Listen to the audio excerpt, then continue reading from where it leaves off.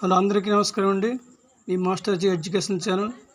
ఈరోజు మన ఇండియన్ జియోగ్రఫీలో భారతదేశం యొక్క పరిమాణం మరియు ఉనికి గురించి తెలుసుకుందాం.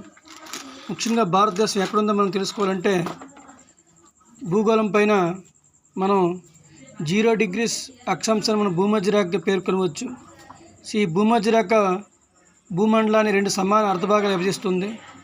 ఈ భూమధ్య రేఖ నుండి పైన ఉత్తర ధ్రువం వరకు 90 డిగ్రీల అక్షాంశాలు ఉంటాయి. అదేవిధంగా ఈ భూమధ్య రేఖ దక్షిణ ధ్రువం వరకు 90 డిగ్రీ అక్షాంశాలు ఉంటాయి.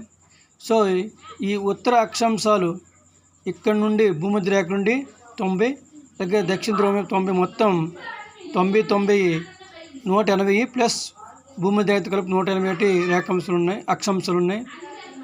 దీంట్లో మనం భారతదేశాన్ని ఐడెంటిఫికేషన్ చేయాలి. సో భారతదేశం ఉత్తరార్ధగోళంలో పూర్తిగా ఉంది. ఇది 8 డిగ్రీల 4 ఉత్తర అక్షాంశాల నుండి 37 డిగ్రీల 6 ఉత్తర అక్షాంశాల వరకు, అదేవిధంగా రేఖాంశాల పరంగా 68 డిగ్రీల 7 తూర్పు రేఖాంశాల నుండి 97 డిగ్రీల 20 తూర్పు రేఖాంశాల వరకు విస్తరించి ఉంది. భారతదేశం పూర్తిగా ఉత్తరార్ధగోళంలోనూ తూర్పు రేఖాంశాల పైన విస్తరించి ఉంది. ఇది భారతదేశం యొక్క లొకేషన్ మరియు ఉనికి. ఇక భారతదేశం పరిమాణంగా తీసుకుంటే భారతదేశం భూభాగం 3.28 మిలియన్ చదరపు కిలోమీటర్ల విస్తీర్ణం కలిగి ఉంది. ఈ భారతదేశం మొత్తం వైశాల్యం ప్రపంచంలోని మొత్తం భూభాగంలో మనకి 2.4% ఉంది. సో భారతదేశం ప్రపంచంలో 7వ అతిపెద్ద దేశం. అదేవిధంగా భారతదేశం ఉత్తర దక్షిణ మధ్య పొడవు 3214 కిలోమీటర్లు, మరి తూర్పు పడమర మధ్య వెడల్పు 2930 కిలోమీటర్లు. సో భారతదేశ భూభాగ సరిహద్దు 15200 కిలోమీటర్లు ఉంది. భారతదేశ తీరరేఖ పొడవు దీవులతో కలుపుకొని 7516.6 కిలోమీటర్లు కలదు.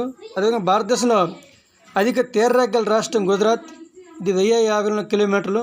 సో భారతదేశంలో అత్యధిక తీరరేఖ గల రాష్ట్రం ఏంటంటే గుజరాత్. అదేవిధంగా అతి తక్కువ తీరరేఖ గల రాష్ట్రం గోవా, ఇది 36 కిలోమీటర్లో ఉంది. అతి తక్కువ తీరరేఖ గల రాష్ట్రం గోవా. అదేవిధంగా భారతదేశ ప్రామాణిక రేఖాంశం 82 డిగ్రీల తూర్పు రేఖాంశం, ఇదే భారతదేశ కాలమానాన్ని సూచిస్తుంది. ఇది గ్రీనిచ్ కాలానికి 5:30 గంటల ముందు ఉంటుంది. ఈ గ్రీనిచ్ కాలాంశం మనకి 5:30 గంటల ముందు ఉంటుంది. ఇది 5 రాష్ట్రాల ద్వారా మరియు ఒక కేంద్రపాలిత ప్రాంతం ద్వారా మన 82 డిగ్రీల తూర్పు రేఖాంశం పోతుంది.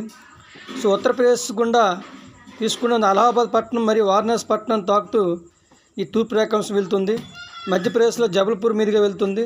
ఇక ఛత్తీస్గఢ్లో రాయ్పూర్, ఒరిస్సాలో కోరాపుట్, ఆంధ్రప్రదేశ్లో కాకినాడ మరియు కేంద్రపాలిత ప్రాంతమైన పుదుచ్చేరిలో యానం మీదుగా మనకి ఈ యొక్క ప్రామాణిక రేఖాంశం తూర్పు రేఖాంశం పోతుంది.